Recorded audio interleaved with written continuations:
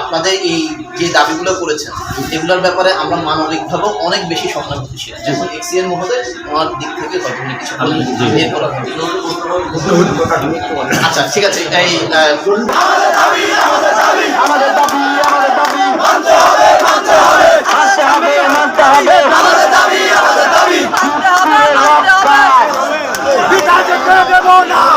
আমাদের দাবিগুলো হচ্ছে শিবপুর ইউনিয়নের পাশে যে নদী ভাঙতেছে এই নদীকে আরসিসি ব্লকের ধারা মজবুতভাবে বাঁধতে হবে এবং এই যে জিও ব্যাগ দ্বারা বর্তমানে বাঁধতেছে এগুলা মানি না, এগুলা কয়দিন পরে ধুয়ে মুছে চলে যায়। এজন্য আমরা চাই আরসিসি ব্লকের মাধ্যমে আমাদের শিবপুর ইউনিয়ন এই নদী ভাঙ্গন রুখতে সরকার এবং জনগণ সকলে যেন এগিয়ে আসে আমাদের এই বেড়িবাঁধ সুন্দর করে বেঁধে দেওয়ার জন্য।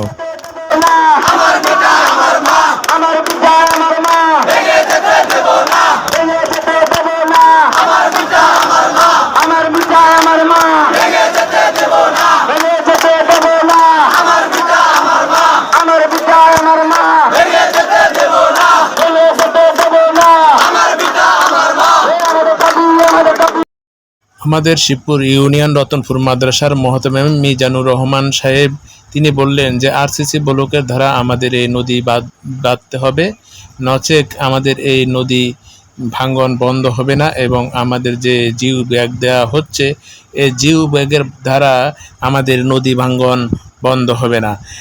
পাশাপাশি নূর হোসেন ভাই তিনিও বলেছেন যে আমাদের এই নদী ভাঙ্গন রুখতে একমাত্র আরসিসি ব্লকের ধারাই এটা সম্ভব নদী ভাঙ্গন বন্ধ করতে।